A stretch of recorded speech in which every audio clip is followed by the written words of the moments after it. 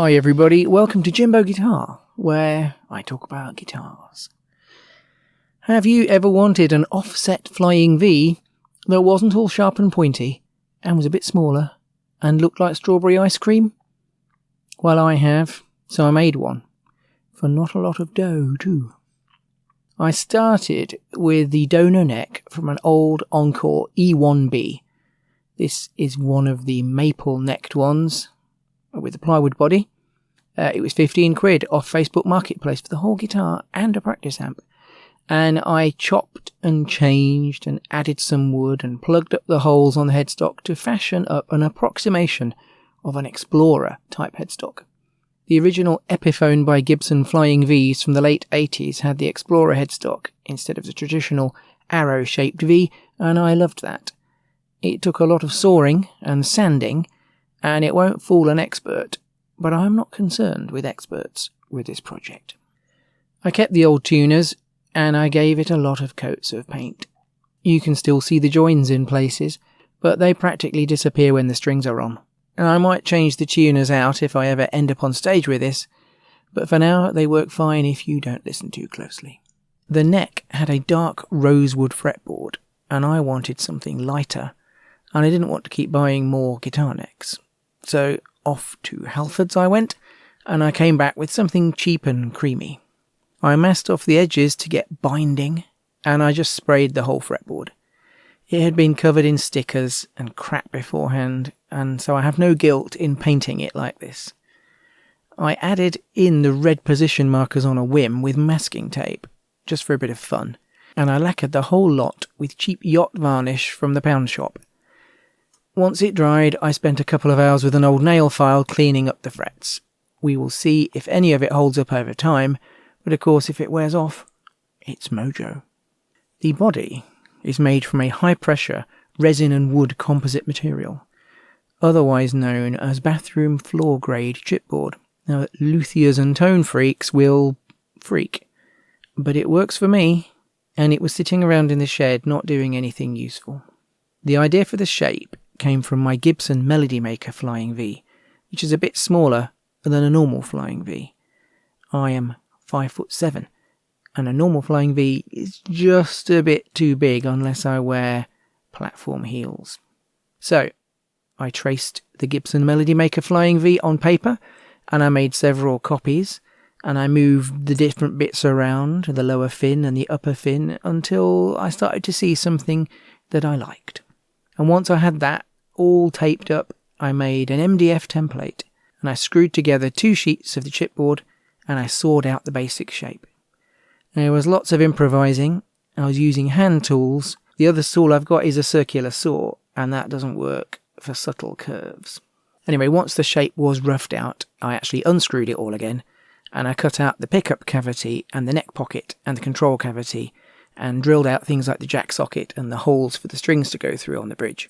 I lathered everything with glue, and I screwed it all back together once I was more or less happy with things, and once it had set, I could take the screws out. Lots of filing later, and it sort of looked alright, and I coated it with loads and loads of PVA glue mixed with clay from my garden, sanding and filing in between coats. I don't think anybody else would use this combination. It's certainly not very pretty, and it's not anything like epoxy or anything you'd normally fill a guitar body with. But it works as a cheap, sandable filler, especially for the big voids that you get in the middle of chipboard, around the edges of the guitar. Once I got everything reasonably smooth, I did use a bit of epoxy-based car filler to fill in a few stubborn divots, and you can tell the difference there, but I was doing this on the cheap. Anyway, before I got to the final painting, there was a lot of bodging needed to get everything to line up and actually work as a guitar. I did use a straight edge, I did do lots of measuring, I did do lots of putting in pencil lines and everything like that, but I am actually unable to add up very well. And precision working using chipboard with hand tools down the shed is actually a bit of a challenge. The neck pocket in particular is shimmed and shammed and crikey knows what. But it's my guitar, and this doesn't matter. I wouldn't want it to go under the inspection of any YouTube guitar builders, but it's okay. And as one of them famously said, how much would you really pay for Eddie Van Halen's Frankenstrat?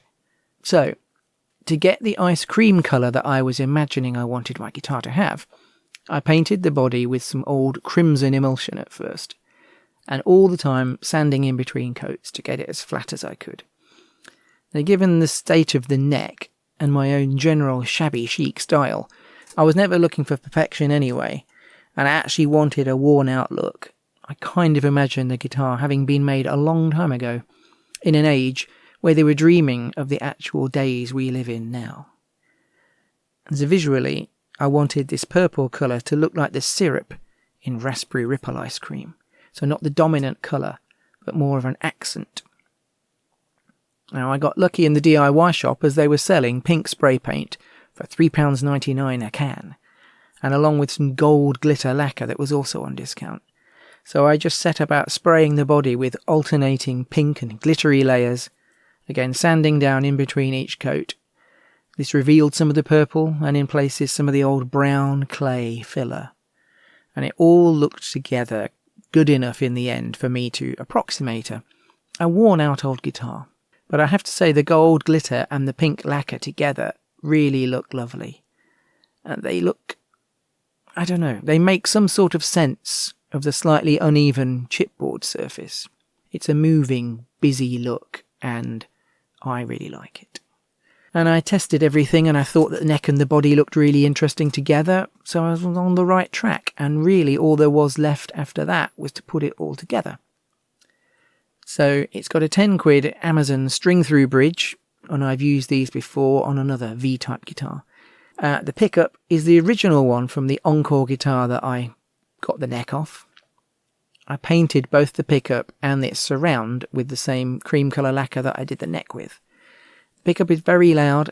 It measures about 15.5k on the ohm meter if you care about that sort of thing. There is just a single volume control, and that's got a single bright pink speed knob, which I really love the look of.